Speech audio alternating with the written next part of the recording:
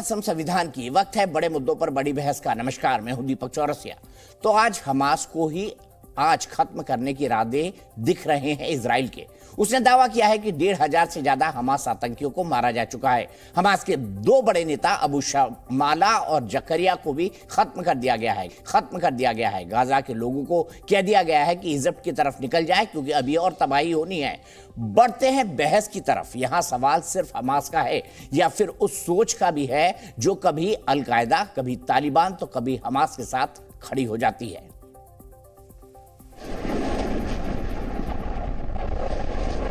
शनिवार का दिन जब गाजा से हमास के 5,000 रॉकेट इजराइल की तरफ बढ़े, एक के बाद एक इजराइल के रिहायशी इलाकों में गिरे और तबाही मचा दी।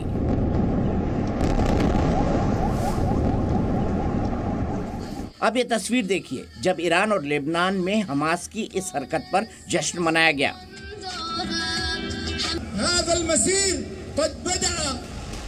इजराइल के दुश्मन इस्लामिक मुल्कों में कहीं पर चू तक नहीं हुई कि हमास का हमला गलत है, गैर इंसानी है।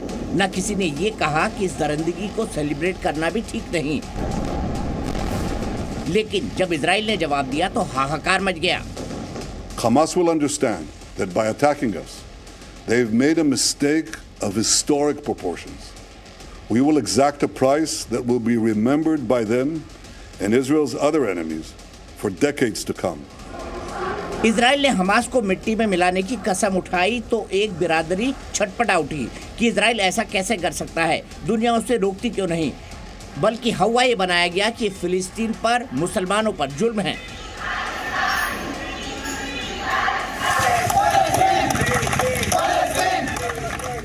भारत में भी 24 करोड़ मुसलमान हैं। फिलिस्तीन वाला दर्द यहाँ भी आया। अलीगढ़ मुस्लिम यूनिवर्सिटी में रात पड़े एक जुलूस निकला। फिलिस्तीन के हक में नारे लगाए गए,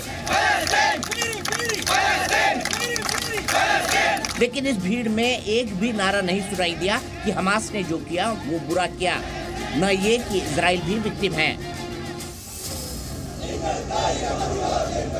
आज केरल के तिरुवनंतपुरम में भी जमीयत उलेमा ने एक जुलूस निकाला। हमास की हरकतों पर यहाँ भी आंखें बंद दिखी। सारा का सारा गुस्सा इजराइल पर दिखा।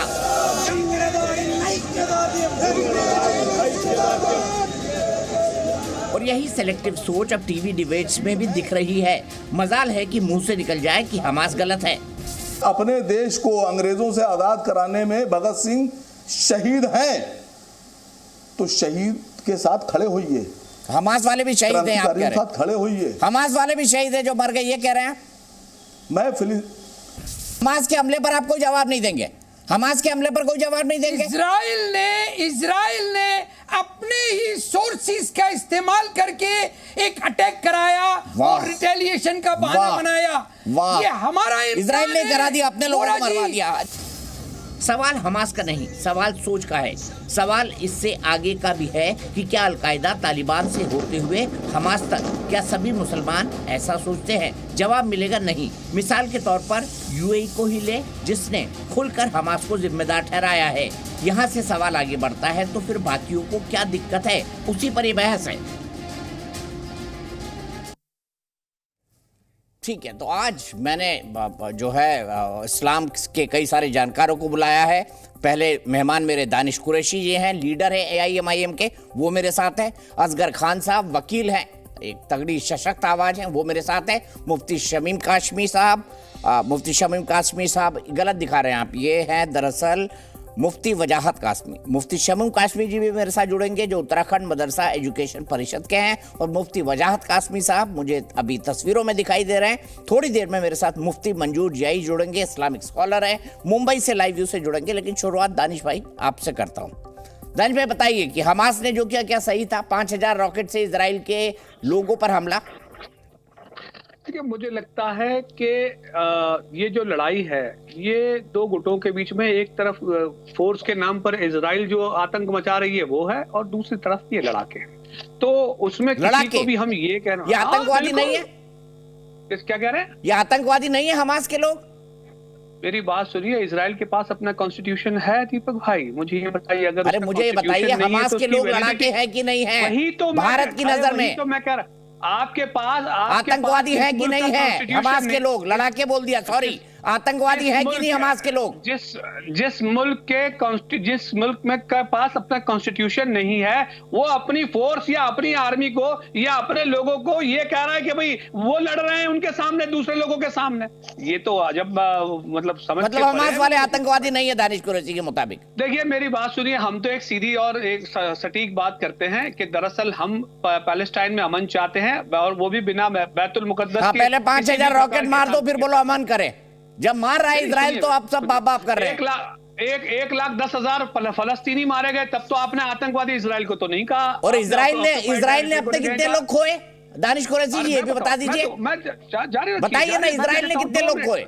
अरे 2 मिनट देता हूं मैं आपको, बताइए आप जारी रखिए। पहले आप मुझे बताइए हमास आतंकवादी संगठन है या नहीं, हाँ या ना? आपके आंकड़े ये हैं, आपके आंकड़े। ये फर्जी व्हाट्सएप मत दिखाइए मुझे दानिश साहब, मेरे पास भी रिसर्च है। अरे ये अमेरिका का है, ये फर्जी आपको लग रहा है, जिसकी वो कर रहे हैं आप। दानिश कुरैशी जी AIM अमेरिका में भी चलता है। दानिश कुरैशी का नहीं, मैं तो आपको मैं बता रहा हूँ आपको, एक AIM अमेरिका में भी है। नहीं, मुझे ये वहां पे भी आप जैसे बहुत सारे हैं लेफ्ट लिबरल। अच्छा, तो आप याद देखिए, अब आपकी परेशानी ये है, आपको इजराइल की ना, मैं तो बिल्कुल सीधा सवाल पूछ रहा हूँ। भारत सरकार का मानना है कि हमास एक आतंकवादी संगठन है, दानिश कुरैशी के हिसाब से है या नहीं?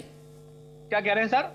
भारत सरकार का, यूनाइटेड नेशंस का साफ साफ मानना है कि हमास एक आतंकवादी संगठन है और इजराइल पर जो हुआ वो आतंकवादी हमला है। दानिश कुरैशी का क्या मानना है? इजराइल ने जितनी भी वो त्रुटियां करी थी उनको करती है, उसको फॉलो करती है, जो उसने रेजोल्यूशन दे रखे हैं। अच्छा, ओस्लो रेजोल्यूशन पढ़ा है आपने? क्या था दानिश कुरैशी? जब नहीं कर, और किसने ठुकराया उसको, ओस्लो रेजोल्यूशन को? नहीं करती, अरे सुन लीजिए, जब नहीं करती है दानिश कुरैशी, मैं आपसे मैं सनातनी हूं, मैं आपको एक चीज बताता हूं दानिश भाई, पूरे पैनल को दिखाइएगा, पूरे पैनल को दिखाइएगा। देखिए, सनातन में कहा जाता है, आप क्या कहा जाता है कि नहीं मुझे नहीं पता है, अधूरा ज्ञान अर्थात मृत्यु। अच्छा, तो आधा अधूरा ज्ञान प्लीज ना दे। मेरे पास इतना नहीं है, और मैं बताता हूँ आपको, मैं इसका उदाहरण भी देता हूँ। अभिमन्यु ने महाभारत का युद्ध लड़ा था। दानिश भाई सुन लीजिए ना, कभी कभी मेरी भी सुन लिया करिए, मैं इतने प्यार से आपको बुलाता हूँ, आप बढ़िया फल मूंगफली खाते खाते, कबाब खाते खाते डिबेट करते हैं, आ जाइए आप, खा के कोसते हैं हमको। लेकिन सुनिए अब जरा लॉजिक की बात करते हैं। अभिमन्यु को ना चक्रव्यूह में घुसने का रास्ता पता था, बाहर निकलने का नहीं, तो उसका था अधूरा ज्ञान, वो मृत्यु को प्राप्त हुआ। ये हमास वाले जो हैं, मैं सीधा मेरा सवाल है कि क्या ये आतंकवादी संगठन है AIM की नजर में, दानिश कुरैशी की नजर में कि नहीं? देखिए मैं आपको एक बात बता दूं, एक बात सबसे पहले समझ लीजिए कि आप जो बात कर रहे हैं ना कि वो चक्रव्यूह में घुसे और जाके जो भी उन्होंने वो हासिल कर ली, मैं आपको एक बात बता दूं कि ये जितने भी लड़ने वाले लोग हैं, अगर आपको ये लग रहा है कि वो अपनी जिंदगी बचाने के लिए भागे थे, तो अभी तक की जो सिचुएशन है उसके मुताबिक तो कहीं नहीं लगा। मैं फिर से आपको दोहरा रहा हूं कि आपको जो भी लगता हो वो लगता हो, लेकिन हम पैलेस्टाइन में अमन और शांति चाहते हैं, बिना बैतुल मुकद्दस कोई कंडीशन नहीं होगी उसमें। सीधी बात ये है, अमन होना चाहिए, शांति होनी चाहिए, चाहे जिस भी तरह से आप कर रहे हैं। अगर तो इस शांति के लिए 5000 मिसाइलें मारना ठीक है? इस शांति के लिए 5000 मिसाइलें मारना ठीक है? तो 1,10,000 फलस्तीनी मारे जाना भी तो ठीक नहीं है ना? तो मतलब 5000 मिसाइलें जायज बता रहे हैं दानिश कुरैशी। अच्छा, मतलब आप 1,10,000 लोग मर गए उसका कोई परेशानी नहीं है, 5000 मिसाइलें मर गई, मारी गई, उसकी गिनती आपके पास है। अब मुझे बताइए, मरी हुई लड़की की लाश के साथ बलात्कार करना और उसके ऊपर अल्लाह अकबर की नारेबाजी करना, क्या ये इस्लाम है? दानिश कुरैशी जी, हाँ या ना में जवाब दीजिए। बिल्कुल गलत है, ये उन वीडियो में हो रहा है, ये उन वीडियो में हो रहा है, जो वीडियो आए उनमें हो रहा है। दानिश कुरैशी जी, इस पर क्या बोलेंगे बताइए? इस्लाम की तरबियत ये नहीं सिखाती, चाहे जो भी तरबियत, आपके बड़े बड़े अल्फाज बोलेंगे आप, अब बड़े बड़े अल्फाज बोलेंगे आप, लेकिन इस्लाम के जो लेकिन मजहब के नाम पर हमास को कवर फायर देंगे। ये प्रॉब्लम आपका नहीं है, ये प्रॉब्लम आपकी सोच का है, सोच का है, जिसको इस्लामी मुल्क जो है पूरी दुनिया में कायम करना है। ये प्रॉब्लम है आपकी, सुनिए, इसी प्रॉब्लम से पूरी दुनिया चल रही है। नहीं, आप मेरी बात सुनिए, अब मेरी बात सुनिए। सवाल ये है कि न सिर्फ इस्लाम की बात की जाए, दुनिया के किसी भी मजहब में, मैं कहता हूं किसी भी मजहब में, इतनी बर्बरता के लिए, युद्ध के लिए कहीं भी इस तरह की जगह नहीं हो सकती। अच्छा, किसी भी जगह। अभी लड़ाके अच्छे लग रहे थे आपको, हमास वाले आतंकवादी नहीं लड़ाके लग रहे थे? अभी आप जो है अभी आप डिफेंड भी नहीं कर पा रहे हैं उन्हीं हमास के लड़ाकों को। आपके हिसाब से जो लड़ाके हैं उनको डिफेंड भी नहीं कर पा रहे दानिश कुरैशी जी। मैं नीति की बात कर रहा हूँ, नीति की बात कर रहा हूँ। अरे वाह, अब नीति याद आ गई आपको? बिल्कुल, अब नीति याद आ गई, पहले नंबर याद आ रहे थे। सुनिए, जहां इंसानियत की बात है तो वहां दानिश कोई कुरैशी भी कानून आपको फॉलो अच्छा, नहीं करना हमास की इंसानियत थी ना 5000 रॉकेट एक साथ दाग देना। कितनी बड़ी इंसानियत थी सर, कितनी बड़ी इंसानियत थी कि अल्लाह अकबर करके मरी हुई लड़की का बलात्कार कर लेना। कितनी बड़ी इंसानियत थी दानिश कुरैशी जी। किसी मुझे बता दीजिए तारीख में अगर कि अल्लाह के रसूल ने या उनके अनुयायियों ने किसी ने भी किया हो तो ये उन्हीं के तो अनुयायी है हमास वाले लड़ाके जिनको आप लड़ाके कह के सुशोभित कर रहे हैं आप। ये वही हमास वाले हैं, दिख रहे हैं तस्वीरों में, दिखा नहीं सकता मैं वो तस्वीरें। जो भी चीज इस्लाम के कानून के बाहर है, अब इस्लाम का कानून याद आ गया दानिश कुरैशी जी को। बिल्कुल, आप महिलाओं की बात करेंगे तो हम तो बात करेंगे ना, उनकी क्यों नहीं करेंगे। 3 तलाक का को हटाने का विरोध करने वाले महिलाओं की बातें कर रहे हैं दानिश कुरैशी जी। बिल्कुल गजब है, क्या बुराई, गजब है भाई, गजब है। आपको क्या परेशानी है भाई? गजब है भाई, 3 तलाक दानिश कुरैशी जी।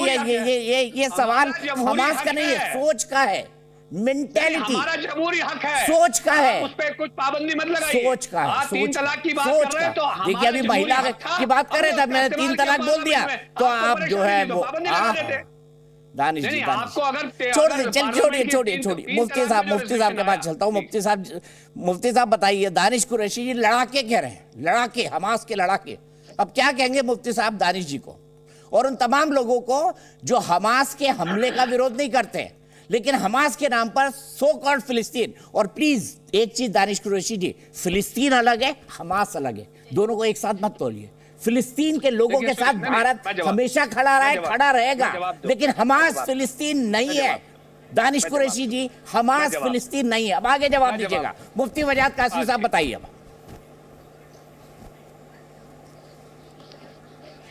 देखिए दीपक भाई, मैं वहीं से शुरू करूंगा जहां आपने अभी लास्ट में जो जुमला बोला है कि ये दरअसल इनको बेर तो है अपने प्रधानमंत्री से, मोदी जी से, कि उन्होंने क्यों इस बार जो है वो इसराइल को सपोर्ट किया है। मैं आपको एक बात इसमें ये बताना चाह रहा हूं कि यहाँ भी कौम को गुमराह कर रहे हैं और ये बता रहे हैं कि फ़िलिस्तीन की मुखालफत हो रही है। हम आज भी, मैं कहता हूं कि फ़िलिस्तीन की जो कौम है और फ़िलिस्तीन के जो मुस्लिम हैं, वाक़ईतन उनके साथ हमदर्दी होनी चाहिए। बैतुल मुक़द्दस हमारा अक़ीदा है, उस पर हम कोई बात ही नहीं कर सकते। लेकिन जो हमास ने किया ये सीधा सीधा दीपक भाई आतंकवाद है और वो इस ईरान के हाथों खेल रहा है। उधर लबनान में जो कुछ हो रहा है हिजबुल्लाह, वो आतंकवाद है। और मैं अल्लाह की कसम उठाता हूँ जी न्यूज़ पर एक इस्लामिक स्कॉलर होने के नाते कि जो इसराइल में उस लड़की के साथ हमास के लोगों ने किया, ना वो इस्लाम था, ना वो इस्लाम हो सकता, ना वो इस्लाम है, वो आतंकवाद है, वो क्रूरता है, वो शैतानियत है। अगर फिर भी ये लोग हमास को अंधे होकर के सपोर्ट करते हैं इतनी बड़ी हरकत के बाद भी, तो ये लोग भी इतने ही गुनाहगार है जितना कि हमास उस गुनाहगार है। इस्लाम की शक्ल को खराब करने का, मुसलमानों की शक्ल को खराब करने का, इस्लाम और मुसलमानों को बदनाम करने के, ये सब लोग साजिश में शरीक हैं। जी जवाब। और दूसरी बात, मेरी बात पूरी हो जाए फिर जवाब दीजिएगा। दूसरी बात नहीं, दूसरी बात संक्षेप में दोनों, दानिश भाई आप भी संक्षेप में, फिलिस्तीन में आप भी संक्षेप में और समूह कासमी साहब भी। फिलिस्तीन में दीपक भाई फिलिस्तीन में जो भी कुछ हुआ, कभी हमेशा हमारी हुकूमत ने फिलिस्तीनियों के लिए मदद भी की है, फिलिस्तीनियों का ताउन भी किया, उनके साथ भी खड़े हुए हैं। लेकिन जो हमास ने इसराइल में किया उसको किसी भी तरह जायज नहीं ठहराया जा सकता। फिलिस्तीन कौम अलग है, बैतुल मुक़द्दस अलग मसला है और हमास का आतंक अलग है। अब बात कीजिए जितने भी इस्लामिक स्कॉलर हैं सामने आकर के कि हमास ने जो कुछ किया क्या वो ठीक है? फिलिस्तीनियों को बिल्कुल, हमास तो फिलिस्तीनियों पर भी जुल्म करता है, कोई वहां जाकर तो देखे, वो तो फिलिस्तीनियों के साथ भी बर्बरता करता है। और एक बात में, पूरी दुनिया के मुसलमान बैतुल मुक़द्दस की बेहुरमती के जिम्मेदार हैं। 50 बार उम्रा कर लेंगे, एक बार बैतुल मुक़द्दस नहीं जा सकते। कल क़यामत के दिन ये बैतुल मुक़द्दस भी इन मुसलमानों को पूछेगा। और पूरी फ़लस्तीन की कौम को इन्होंने हमेशा तनहा छोड़ा है। आज अरब के लोग अगर चाहते, ये 3 बड़े मजहबों का मसला है, ईसाइयों का, यहूदियों का, मुसलमानों का। अगर ये सब चाहें इसको बैठ करके बातचीत से हल कर सकते हैं, लेकिन हमास को आतंक का कारोबार करना है, दुनिया से मदद लेनी है, लोगों को मारना है, जुल्म करना है, और लबनान में हिजबुल्लाह को करना है, और ये सब इंसानियत के दुश्मन और इस्लाम को बदनाम करा रहे हैं। मैं कहता हूं हमें इनको बिल्कुल कभी सपोर्ट नहीं करना चाहिए। हम अपने प्रधानमंत्री जी के साथ खड़े हैं। ठीक है भाई, दानिश कुरैशी जी, इतनी साफ बात मुफ्ती साहब ने कह दी, अभी भी आप कहेंगे हमास वाले लड़ाके हैं? भाई हमास अलग है, फिलिस्तीन अलग है, दोनों को जोड़िए मत दानिश कुरैशी जी। 2000 में मैं फिलिस्तीन भी देख के आया हूँ, मैं रामल्ला भी देख के आया हूँ, यासिर अराफात से भी मिला हूँ, एहूद बराक से भी मिला हूँ। ठीक है, मुझसे बेहतर शायद वहां के हालात कोई नहीं समझ सकता। अब मुझे बताइए, अब भी हमास वाले आपको लड़ाके लग रहे हैं? 5000 लोगों को मारना, 5000 मिसाइलें दागना सही था, क्योंकि उनके 1,22,000 लोग मारे गए। पता नहीं आंकड़ा कहां से आया। 1,22,000? अरे मेरा आंकड़ा नहीं है, आपका अमेरिका आंकड़ा दे दूं मैं, अमेरिका का आंकड़ा है। बढ़िया याद आ रहा है अमेरिका आपको। बिल्कुल, आज तक तो अमेरिका मुसलमानों का दुश्मन था, आज हम अमेरिका का आंकड़ा याद कर रहे हैं। क्या बात है दानिश भाई, हमारे पास तो अपना आंकड़ा था ही, अब ला ही सकते, लेकिन उसको आप मानेंगे नहीं दीपक भाई, इसलिए। हाँ, अभी बात करते हैं। मैंने ना वहाँ पे अल-अक्सा मस्जिद देखी है, सेकंड टेंपल भी देखा है, और ईसाइयों का वो चर्च भी देखा है। मैं गया हूँ वहाँ जेरूसलम, मैंने देखी है तीनों चीजें। ये आपकी असफलता है कि आप एक इतने मुकद्दस जगह, जिसे कहें इतनी पवित्र जगह, उसको दुनिया में सॉर्ट आउट ही नहीं करा पा रहे, जहां से प्रोफेट मोहम्मद जो है जन्नत की तरफ गए, जन्नत नशीब हुए। जी, मैं बताऊं आपको, सुनिए अब मेरी बात, अब मैं जवाब दे दूं। वजाहत जी ने जो बात कही है उसकी सबसे पहली बात तो उन्होंने जो कहा है कि अंतरराष्ट्रीय स्तर के ऊपर जिस तरह से इनकम की बात उन्होंने कही, खैर वो ये आंकड़े कहां से लाए मुझे नहीं पता, अमेरिका के हैं या इनके पास किसी के दिए हुए, वो उनको पता होगा। लेकिन मैं आपको एक बात बता दूं कि पिछले 1000 साल से हजरत उमर के दौर से लेकर अब तक, जब तक बैतुल मुकद्दस काबिज रहा, या फिर सैयद सलाहुद्दीन से लेकर आज तक की बात की जाए, वहां पर कभी किसी पर कोई पाबंदी नहीं लगी, ना क्रिश्चियनों पर पाबंदी लगी, ना ही इस पे यहूदियों पर पाबंदी लगी। मुसलमानों की तो इबादत गाह वहां थी, ये रिकॉर्ड पे है चीजें। अब सवाल ये है कि जब से इजराइल ने कैप्चर वहां पे शुरू किया है। अच्छा, एक मिनट आपने अमेरिका का आंकड़ा बताया 1,12,000 वाला है ना, चलिए मैं आपका आंकड़ा मान लिया कि 1,12,000 फिलिस्तीनी मारे गए, मैंने मान लिया, अमेरिका ने कहा है, दानिश भाई ने कहा है सही है, तो अमेरिका की बात है, दानिश भाई ने कहा सही है, मैंने भी सही मान लिया। अब अमेरिका तो हमास को आतंकी संगठन बोलता है, तो आप भी बोल दीजिए। मैं वही आज अमेरिकी आंकड़े वोट कर रहे हैं ना, तो मान लीजिए। मेरे प्रोड्यूसर पूछ रहे हैं अखिल भाई, वो पूछ रहे हैं कि दानिश जी से पूछिए। अरे मैं वही कह रहा हूँ कि जो अमेरिका आज ये कह रहा है कि हमास जो है आतंकवादी संगठन है, वही अमेरिका कल तक कहता। आप बताइए उस पर क्या कहेंगे आप? नहीं, क्या कहता था? आप उड़ गए थे भैया, बीच से उड़ गए आप। अच्छा, मैं जवाब देता हूं आपको कि सुनिए मेरी बात, अब आ रही है आवाज मेरी? हमास क्या सांस्कृतिक संगठन है? ये 5000 रॉकेट इजराइल और फिलिस्तीन के बीच संस्कृति बढ़ाने के लिए दागे गए थे। आवाज आ रही है मेरी? हाँ बिल्कुल आ रही है। हाँ, अब सुनिए मेरी बात, मुझे बताइए कि यही अमेरिका कल तक तालिबान को तालिबान कहता था, और आज उसने तालिबान को डिलिस्ट करवा रखा। तो ये इनकी जो नीतियां हैं वो तो आपके सामने है, बताइए आप। मैंने आपकी सब बात मानी, पर हमास आतंकी संगठन है कल के हमले के बाद। परसों अमेरिका के लिए क्या हो जाए मुझे नहीं पता। अच्छा, हमास आज आतंकी संगठन है कि नहीं है ये बता दीजिए। मैं आपको बताऊं, आप जैसी मेरे एक मित्र हैं जो किसी चैनल पे हैं, पिछली बार जब तक तालिबान वहां पे काबिज नहीं था, उससे पहले लास्ट टाइम, जब इस साल नहीं और पिछले साल, मैं आपको बताऊं रमजान की बात है, पिछले साल रमजान में भी बहुत हंगामा हुआ था फालस्तीन और इजराइल के बीच में, रमजान के अंदर में इबादत को लेकर, तब भी इसी तरह के हमले हुए थे। तब भी मैंने उनसे यही कहा था कि आज का आप जो कह रही हैं, कल अगर ये कहेंगे कि भाई ये हम इनको आतंकवादी नहीं मानते, तो अगर हमारी मजबूरी ये है कि अगर अमेरिका उनको आतंकवादी कहता है इसलिए हम आतंकवादी कहते हैं, तो मुझे लगता है कि इसमें सुधार लाने की जरूरत है। बड़े दानिश भाई, दिल में क्या है सबको पता है। देखिए दिल की बात, ठीक है, हमारे तो जो दिल में है वही जुबान पे है। सही है दानिश भाई, हमारे जो दिल में है वही जुबान पे है। हम दोहरी बात नहीं करते, हम ईमानदारी की बात करते हैं। कुछ नहीं है दानिश, ये सिर्फ आपकी राजनीति है, सिर्फ आपको मुसलमानों का वोट चाहिए, इसीलिए आप ऐसा बोलते हैं। राइट विंग में भी ऐसे मुसलमान है जो, अरे सुनिए, भारत देश क्या सोचता है उसके साथ रहते हैं। मुफ्ती शमूम कासमी साहब के पास चलता हूँ। शमूम कासमी जी बताइए। अब दानिश भाई ने इतने सारे एक्सप्लेनेशन दे दिए, अगर ये जगहों पे सिचुएशन सॉर्ट आउट नहीं हो पाई है और जेरूसलम का मसला एक इस तरह का मसला है, तो आप मुझे बताइए यूएन की बात पीएलओ ने क्यों नहीं मानी थी? यूएन की बात फिलिस्तीन ने क्यों नहीं मानी? ओस्लो समझौता फिलिस्तीन ने क्यों नहीं माना? ये भी बता दीजिए। दीपक जी, मैं देवभूमि उत्तराखंड यानी फरिश्तों की ज़मीन से बोल रहा हूं और यहाँ माननीय प्रधानमंत्री श्री नरेंद्र मोदी जी, उनके विज़न को माननीय मुख्यमंत्री श्री धामी जी पूरी दुनिया में पहुँचा रहे हैं। अमन का पैगाम, मोहब्बत का पैगाम, और भारत का जो दृष्टिकोण रहा है वो अमन और पीस का रहा है। मैं सबसे पहले अपने प्रधानमंत्री जी का धन्यवाद करते हुए ये बात कहूँगा, सारी दुनिया से कहना चाहता हूँ कि हमारे दूध और खून के रिश्ते हैं। मैं इजराइल से और अमेरिका से और मुसलमानों से, सारी दुनिया के लोगों से कहना चाहता हूँ कि हमारे दूध और खून के रिश्ते हैं। कुल्लुकुम बनी आदम व आदम मिन तुराब, हम सब आदम की औलाद हैं और आदम मिट्टी से पैदा किए गए हैं। मैं इस मौके पे कहना चाहूँगा कि हमास का ये रास्ता बिल्कुल, मैं समझता हूँ कि आज तक कोई रास्ता जो है वो हथियारों से हासिल नहीं हुआ है। डायलॉग हमेशा हमारे देश की परंपरा रही है और माननीय प्रधानमंत्री श्री नरेंद्र मोदी जी ने अभी G20 के ऊपर तमाम दुनिया के लोगों को ये मैसेज दिया है कि हम एकता और भाईचारे के साथ सबका विकास, सबके विश्वास के ऊपर आगे बढ़ रहे हैं। और सारी दुनिया में अगर कहीं अमन हो सकता है तो वो हमारी परंपराओं को लेकर हो सकता है, वसुधैव कुटुंबकम। तो इसलिए मैं सबसे पहले ये अपील करना चाहूँगा कि ये जो रास्ता इन लोगों ने अपनाया है उन्हें संयम बरतना चाहिए, इंसानी जानों का नुकसान नहीं होना चाहिए। मैं भारत के दृष्टिकोण को और भारत की पॉलिसी को सारी दुनिया में ये चाहता हूं कि सारी दुनिया को हमारी पॉलिसी और हमारी आध्यात्मिकता का अनुसरण करना चाहिए। मैं दीपक जी आपके जरिए से कहना चाहता हूं कि कभी जंगों से मसला हल नहीं हुआ है, आपको डायलॉग का रास्ता इख्तियार करना चाहिए। आज हमारे मुल्क के अंदर जिन लोगों ने आतंक का रास्ता इख्तियार किया था, वो आज हथियार उन्होंने उठाए थे, वो आज नेस्त व नाबूद होने की तरफ हैं।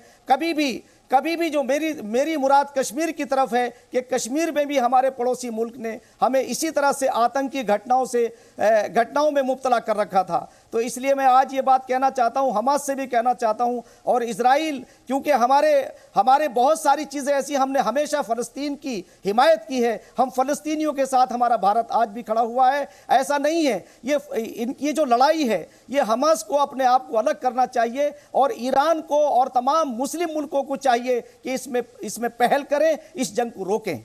ठीक है, मैं सीधा यहां से चलता हूं नीलोफर मसूद जी के पास। नीलोफर जी, मैं आपसे समझना चाहता हूं, क्या आपके हिसाब से हमास एक आतंकी संगठन है? देखिए, अभी मौलाना जी ने जो कहा मैं उस चीज को सेकंड करती हूँ कि हमें जो हमारे नेबरिंग कंट्रीज है उनके साथ हमें बातचीत करनी चाहिए, ताकि जो वायलेंस है, क्योंकि आप वायलेंस को किसी भी शक्ल में जो है जस्टिफाई नहीं कर सकते। उस वायलेंस से हमारी जाने जाती है जो बहुत ही कीमती होती है, चाहे वो इजराइल की तरफ से जाती है, चाहे वो फलस्तीन की तरफ से जाती है। क्योंकि आपको पता है कि ये कॉन्फ्लिक्ट जो है 1947 से चला आ रहा है, जिसमें यूएन रेजोल्यूशन भी हुआ था, जहां पर फलस्तीन के 3 हिस्से करके उन 3 खित्तों में हमेशा से ही वायलेंस चली आ रही, चाहे वो वेस्ट बैंक है, चाहे वो फिलिस्तीन का गाजा पट्टी है, या उसमें आप इजराइल ले लीजिए। बदकिस्मती की बात है कि हमास जो है, इसमें कोई शक नहीं है, अब वो खाली आप जैसे कि आप मिलिटेंसी ऑर्गेनाइजेशन नहीं रही है, बल्कि 2006 में उन्होंने इलेक्टोरल प्रोसेस में हिस्सा लेकर उन्होंने इलेक्शन भी जीते, जहां पर उन्होंने एक पॉलिटिकल शेप अपने आप को दे दी है।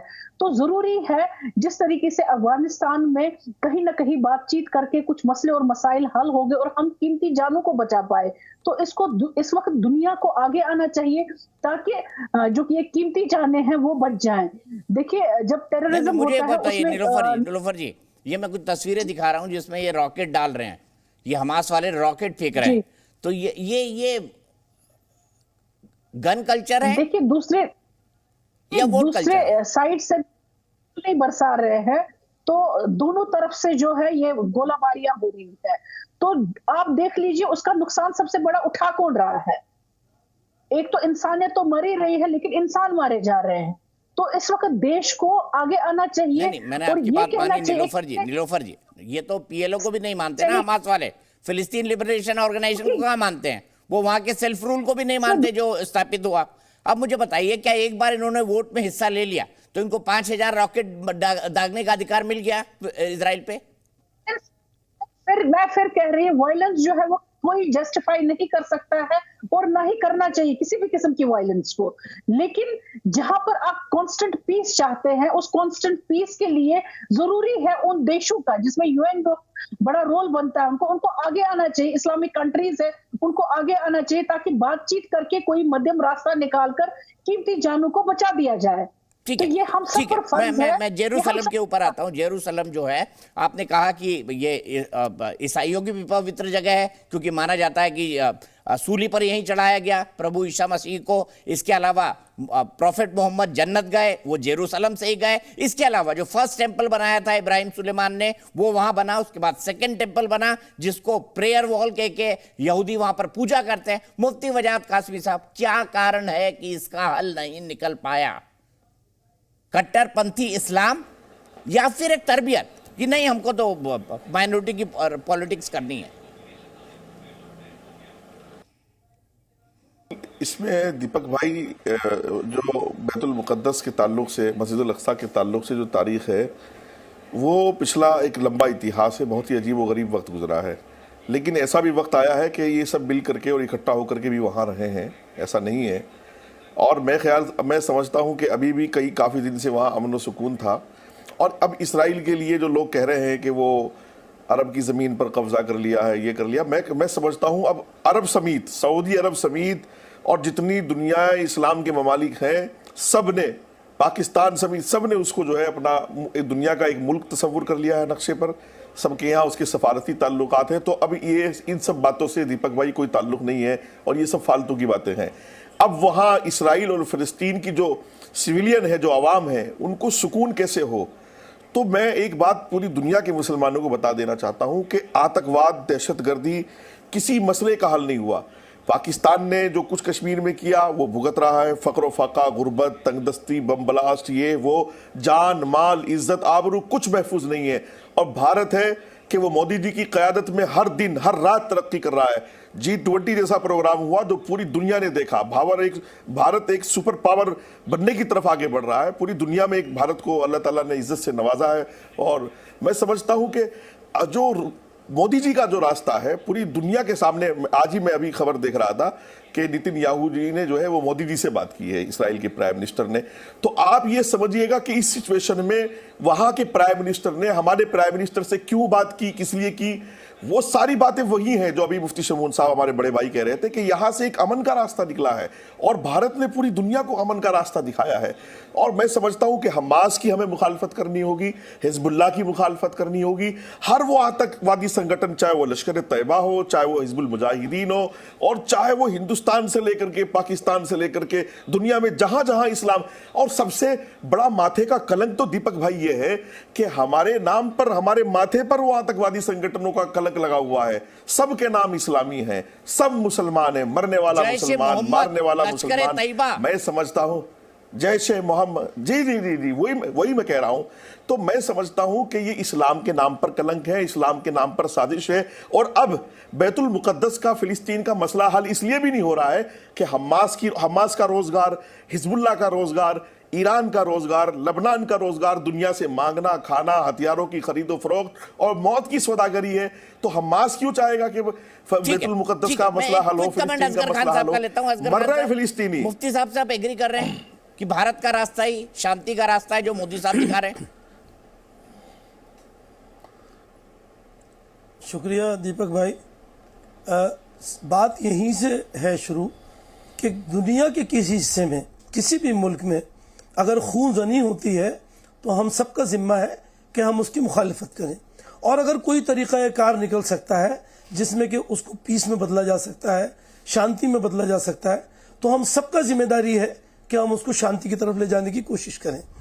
अब हमारा हिंदुस्तान जो जैसे बात उठाई कि भाई किसी की इसमें हिमायत और मुखालफत की बात नहीं है, बल्कि हमें ये चाहिए कि हम ये कहें कि इसको कैसे पीस में बदलें। जब नाटो यूक्रेन के लिए खड़ा हो सकता है, सामने आ सकते हैं, इन तमाम इन लोगों के लिए भी आना चाहिए। अगर 1917 की हम तारीख देखें उठाकर और उसका नक्शा देखें तो इसराइल कहीं था ही नहीं। आप चेक करके देख लीजिए। यूएन ने 1947 में उनको एक नक्शा बना के कि भाई आप ऐसे से आप यहाँ हो इस तरीके से तय कर दिया। उसके बाद ये उनकी जमीनों पर कब्जा करते चले गए। आज की तारीख में जो 1917 में जो वजूद फिलिस्तीन का था, वो वजूद आज इसराइल का है। अब वो अपनी जगह मांगने के लिए जो उनके ऊपर जुल्म हुए हैं, उनकी औरतों पे जुल्म हुए हैं, उनके मासूम बच्चों पे जुल्म हुए हैं, उसके लिए अगर 5,000 रॉकेट डाक दिए क्योंकि अरे हाँ अच्छा किया। मैं आ रहा हूँ दीपक भाई, अपनी सोच को बदलना होगा। इसको मजहब से बदलिए असगर खान साहब। आप लोग अपनी सोच में 5,000 रॉकेट को दागना जायज बता रहे हैं। मेरी सोच बदली हुई है। आप बायस होकर बात मत किया कीजिए। आप अपनी सोच को बदलिए। अच्छा, मुझे सिर्फ एक बात बताइए, हमास आतंकवादी संगठन है या नहीं असगर भाई? हाँ या ना में जवाब दे दीजिए, मैं अपनी सोच बदल दूंगा। आप जो बोलेंगे वो मान लूंगा। दे रहा हूं मेरी सोच के हिसाब से नहीं है। नहीं, उनके ऊपर जो जुल्म हुआ है उसको, हालांकि जो 5,000 रॉकेट डालकर जुल्म का बदला ले रहे हैं हमास वाले, सही है असगर खान के मुताबिक। और जो सुनिए, जो इसराइल ने किया वो भी गलत किया था। 1 लाख से ज्यादा लोगों को किस तरीके से जिबा कर दिया, वो जुल्म नहीं था? तो ये हमास वाले बाकी लोग आतंकवादी तो इजराइल में कभी कुछ करते ही नहीं। ये तो भजन कीर्तन करने जाते हैं वहां पर। देखिए आप, ये इजराइल फिलिस्तीन वाले सब जो है हमास के आतंकवादी, हिजबुल्लाह के आतंकवादी, ये क्या भजन कीर्तन करने जाते हैं इजराइल में? फिलिस्तीन से क्या भजन कीर्तन होता है? आप अलग क्यों कर रहे हैं? आप हमास को फिलिस्तीन से अलग क्यों कर रहे हैं? अरे हमास अलग है सर, फिलिस्तीन अलग है असगर भाई। ठीक है, हमास और फिलिस्तीन एक है, चलिए हो गई, बढ़िया बात है। हमास और फिलिस्तीन एक है। मुफ्ती साहब एक लाइन में जवाब, हमास और फिलिस्तीन एक है। अपनी चीजों जुल्म आप बताइए। देखिए असगर भाई जो है, मतलब असगर भाई कल आपको लगने लगेगा भारत में भी जुल्म हुआ है तो यहाँ पे भी 5,000 रॉकेट छोड़ देंगे आप लोग क्या कि जुल्म हुआ है हमारे साथ, तब रॉकेट छोड़ रहे हैं। जुल्म के खिलाफ आवाज बुलंद करना असगर भाई, जुल्म के खिलाफ कल तो आप भारत में ही रॉकेट छोड़ देंगे कि हमारे साथ जुल्म हो रहा है। भारत में ही रॉकेट मार देंगे आप, हमास को बोल देंगे रॉकेट दीजिए, हम मारेंगे। अगर कोई 1 इंच जगह हमारे मुल्क की लेगा, हम बिल्कुल अपने सीने ले जाके वहां लगाएंगे। पूरा हेलो 1947 में असगर भाई आपके मजहब ने दो देश बना दिए। असगर भाई बताइए ना, 1947 में ये मुसलमानों ने 2 मुल्क बना दिए, मजहब के नाम पर देश मांगा। आपने बनाए, मुसलमानों ने नहीं गलत इंफॉर्मेशन सही है, हिंदुओं ने बनाए। सच्चाई है ये असगर भाई, ये सच्चाई है बनाए। और असगर भाई ये सच्चाई है। और सुनिए, अरे साहब मेरे बाप दादा खड़े होकर पाकिस्तान मांग रहे थे मेरे भाई। असगर भाई मेरे बाप दादा पाकिस्तान मांग रहे थे, जितने हिंदू सबने पाकिस्तान मांगा, किसी मुसलमान ने नहीं मांगा पाकिस्तान। अरे कुर्सियों का किस्सा दीपक भाई, कुर्सियों का किस्सा था, कुर्सियों का तो मांगा क्यों भाई? अगर आपका इस्लाम जो है देश से जुड़ना सिखाता है तो मुसलमानों को रिजेक्ट कर देना था ना। पाकिस्तान चाहिए ही नहीं हमको, हम सब इकट्ठे अच्छे हैं। सबने अपनी अपनी कुर्सियों के लिए एक दुश्मनी निभाई और 2 हिस्सों में बांट दिया। अरे किसने दुश्मनी निभाई? असगर भाई किसने? आपका भी यही मानना है दानिश कुरैशी जी, आपका भी यही मानना है कि हमास और फिलिस्तीन को अलग करके नहीं देखा जा सकता? देखिए, सबसे पहली बात तो एक बात समझ लीजिए कि जो लोग फलस्तीन में रहते हैं वो फलस्तीनी है। सुन लीजिए, वो फलस्तीनी है। अब उसके अंदर में कोई नोटोरियस है तो वो भी अल्टीमेटली रहेगा। तो हमारे यहाँ कितने सारे देखेंगे, अब बहुत सारे देशद्रोही हो गए अलग अलग तरीके के, बट अल्टीमेटली तो उनकी पैदाइश तो यही की है। तो क्या किया जा सकता है? रह गई बात, आप पूछ रहे थे। अच्छा, तो ठीक है, मतलब 5,000 रॉकेट मार सकते हैं। 1,12,000 मर गए अमेरिका के मुताबिक, तो 5,000 रॉकेट मार सकते हैं हमास वाले। आगे तो सुनिए, असगर खान साहब से पूछ रहे थे कि यहाँ सुनिए, आप असगर खान साहब से पूछ रहे थे, मैं आपको जवाब देता हूँ। देखिए, सबसे बड़ी बात यह है कि अगर कोई हमारे यहाँ के चीन की उन्होंने जो बात कही, इसकी बात आई, तो सवाल यह है कि हम तो मरने के लिए तैयार है, लेकिन प्रधानमंत्री जी को चाहिए। 1947 में कितने मारे दानिश भाई? ऐसा ना कहे, हाँ, मैं ये बताऊं, इस्लाम उसका की भी सोच जवाब वालों ने दूं। कितने मारे अरे 1947 में 10 लाख लोग मारे गए थे भारत की तरफ से। सुनिए दीपक भाई, मुझे ये बताइए, अरे तारीख देखो, तारीख दीपक साहब, तारीख देखो। सुनिए 1-2 मिनट, असगर खान साहब मैं जवाब दूं। सुनिए, मुझे ये बताइए कि कितने हजार लोगों ने उस पे वोट दिया था? किनके पास सत्ता थी वोट करने की? कि हमारे पास सत्ता थी? कि आपके बाप दादाओं के पास सत्ता थी? मुझे बताइए दानिश भाई, एक मिनट सुनिए मेरी बात, सुनिए मेरी बात। अगर आपका ईमान इतना अच्छा है तो आप उस वक्त अखंड भारत के साथ क्यों नहीं खड़े हुए? मजहब के नाम पर आपका ईमान कहाँ भाग गया? अरे हम तो मजहब के नाम पर आपका ईमान कहाँ भाग गया? हिंदुस्तान में भाई, हमारे हिंदुस्तान में है। असगर भाई बीच में नहीं, एक मिनट, आप हिंदुस्तान में ये ढकोसला बंद कर दीजिए। हम हिंदुस्तान में हैं। आपके सब बाप दादाओं ने मांगा था पाकिस्तान, किसने वोट किया था पता है? आप रिकॉर्ड जाके देख लीजिए। अपने मुल्क से गद्दारी करना बंद मुफ्ती कर वजाद कासमी, दीजिए। क्या AIMI असगर खान इनने नहीं मांगा था? बताइए गलत हूँ क्या मैं? हमने तो नहीं मांगा था। सच्चे हम तो हाँ नहीं मांगा। हाँ, नहीं, मैं दीपक भाई मुझे बात करनी दीजिए प्लीज। अच्छा, दानिश असगर भाई रुक जाइए, दानिश असगर भाई रुक जाइए। अब एक मिनट संयम कर लिए, आप चाय पी लीजिए, 2 एक कबाब भी खा लीजिए दानिश भाई, देखिए, खा पी कर कोसिएगा। मुफ्ती साहब, आप गांधी जी के हथियारों की हिमायत करते हैं। देखिए दीपक भाई, गांधी जी को पत्थर कौन मारता था उनकी प्रार्थना सभा में? जो मुसलमान मारते थे और कौन मारता था? उठा के पढ़ लीजिए इतिहास को। बिरला भवन में कितनी बार उन पे टारगेट किया गया? मालूम है हमें। बात करते हैं असगर भाई दीपक भाई सुनिए, वकालत करिए। मौलाना मुफ्ती साहब बोल रहे हैं। मौलाना, हाँ असगर भाई चुप हो जाइए, असगर भाई चुप हो जाइए। मौलाना अबुल कलाम आजाद जैसे और बड़े हमारे जितने भी लोग थे, उन्होंने इस बात को, इस सच्चाई को दीपक भाई तस्लीम किया था कि दुनिया में पाकिस्तान एक ऐसा मुल्क है जो इस्लाम के नाम पर तकसीम हुआ और फिर वो इस्लाम के नाम पर अगले 20-25 साल भी एक ना रह सका, फिर बांग्लादेश उसी से निकला है। दूसरी बात यह है, अब पाकिस्तान दुनिया के नक्शे पे जहां लफ्ज़ पाकिस्तान है वहां लफ्ज़ गिलाज़त भी साथ साथ है। ये पाकिस्तान के अंदर जो गंदगी है, और वो असगर भाई कुछ ही कहें, दानिश भाई कुछ ही कहें, पूरी दुनिया जानती है कि पाकिस्तान को इस्लाम के, ईमान के, ला इलाहा इल्लल्लाह की बुनियाद पर बांटा गया था और लाखों लोगों का खून और कत्ल इसीलिए हुआ था कि इनको एक इस्लामी मुल्क चाहिए था।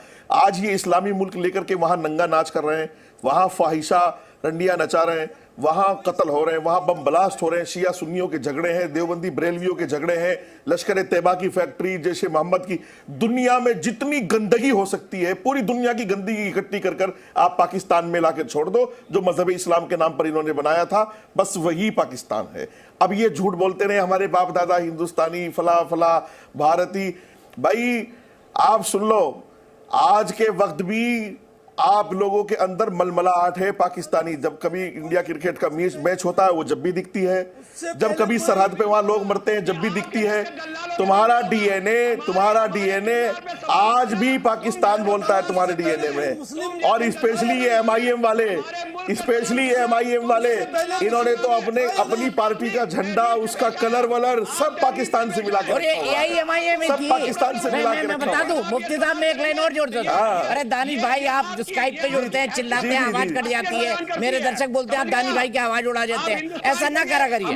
मुफ्ती वजाद साहब, मैं ये भी बता देता हूँ, ये इस्लाम के नाम पर उन्होंने बनवाया, जो कहते हैं मुसलमान वो होता है जिसका ईमान सबसे तगड़ा होता है।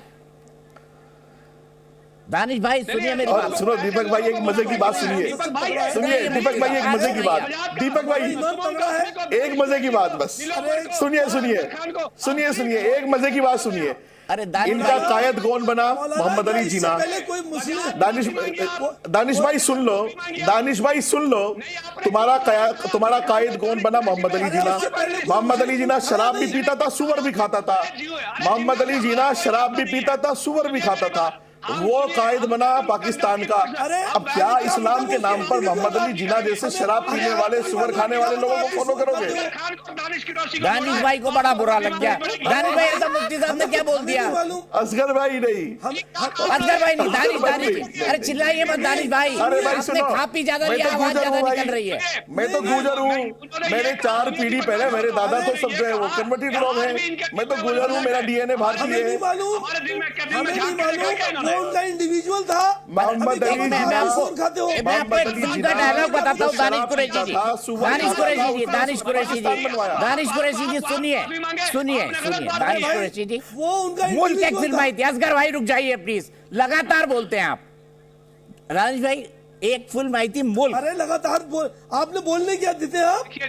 सुनिए मेरी बात, देखिए सुनिए मेरी बात सुन लीजिए, मेरी बात सुन लीजिए। मुल्क फिल्म में चिट्टू साहब का एक डायलॉग था ऋषि कपूर का कि अगर पाकिस्तान मैच जीतेगी और भारत के मुसलमान पटाखे फोड़ेंगे तो उनको पाकिस्तान परस्त माना जाएगा। सेना पे एक सिपाही मरेगा और पाकिस्तान के हाथों मरेगा तो फिर शहीद होगा। तो पाकिस्तान अगर भारतीय मुसलमान पटाखे फोड़ेंगे, खुशियां मनाएंगे तो हमें शक की नजर से देखा जाएगा। बस इतना ही कहना है, कल फिर बहस कर लेंगे।